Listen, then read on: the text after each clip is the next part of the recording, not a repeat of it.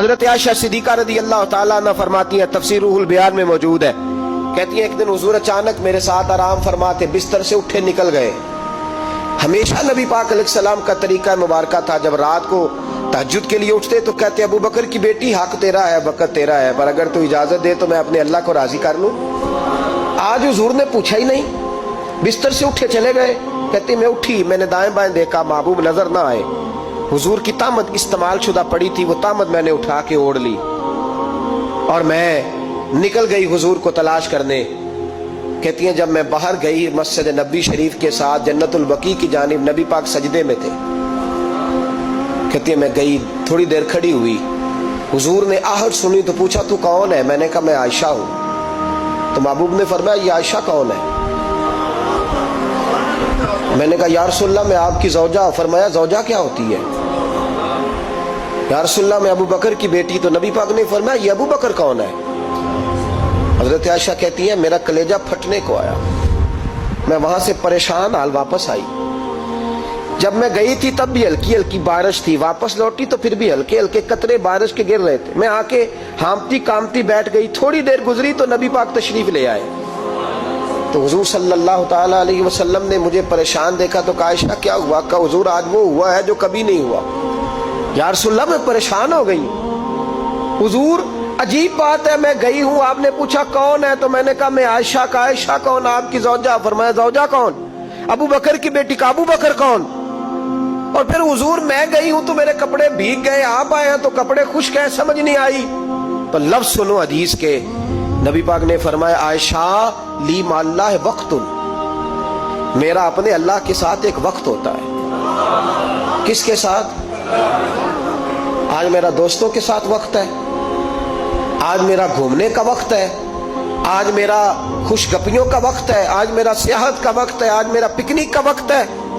میرے نبی پاک نے فرمایا لی مع اللہ وقت، عائشہ میرا اپنے اللہ کے ساتھ، میرا اپنے اللہ کے ساتھ ایک وقت ہوتا ہے۔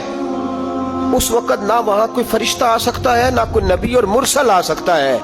جب فرشتہ اور نبی نہیں آ سکتے تو عائشہ اور ابو بکر کیسے آ سکتے ہیں؟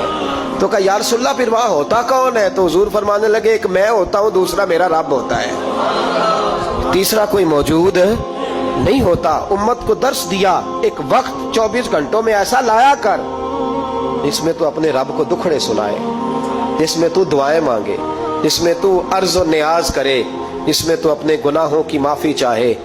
اعلیٰ حضرت کے والد گرامی سے کسی نے پوچھا مولانا نقی علی خان صاحب سے کہ حضرت جی فرعون 500 سال ہی حکومت کر گیا، 500 سال ہی حکومت کر گیا، اللہ کا مقابلہ کرنے والا پکا کافر بے ایمان۔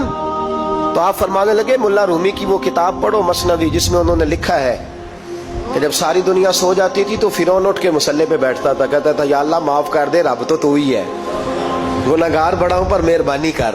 روز معافیاں مانگتا تھا تو رب کریم کی قدرت نے مہلت دی کہ روز توبہ کرتا ہے، چلو ایک دن سچی بھی کاری جائے تو اچھا ہے، اللہ نے مہلت دی۔ اور میرے بھائی اگر تو روز رات مصلے پہ بیٹھے تو تجھے مہلت ملے، عذاب نہ آئے۔ اگر تو اپنے رب کے ساتھ تنہائی کرے تو اللہ تجھے مہلت دے، سزا نہ دے۔ لیکن ہم یہ وقت نکالتے ہی نہیں، اللہ کے ساتھ میت کا ہمارا مزاج ہی نہیں۔ ترمذی شریف میں نبی پاک علیہ السلام نے فرمایا ہے دنیا داروں کو دکھڑے نہ سنایا کر، مالداروں کے سامنے رونے نہ رویا کر، یہ تجھے کیا دے سکتے؟ تو اٹھ کے جائے گا تو کہیں گے محنت کرتا نہیں، روز مانگنے آ جاتا ہے۔ دنیا داروں کو دکھڑے نہ سنا، پر میں دکھ سنا تو اپنے رب کو سنا، اللہ والوں کو سنا، اللہ کے نبی کو سنا۔ اس سے مراد یہ سارے کہا دکھڑے اپنے رب کو سنا۔ اگر تو اپنے رب کو دکھڑے سنائے گا تو تھوڑی دیر ضرور ہوگی، لیکن ایک دن ایسا ضرور آئے گا، میرے مصطفیٰ کریم فرماتے ہیں رب تجھے دنیا سے بے نیاز کر کے مالا مال فرما دے گا۔ دھوکے کا مزاج نہ بنا، کینچی لے کے نہ گھوم کے کیسے جیب کٹ سکتی، اللہ کو دکھڑے سنا۔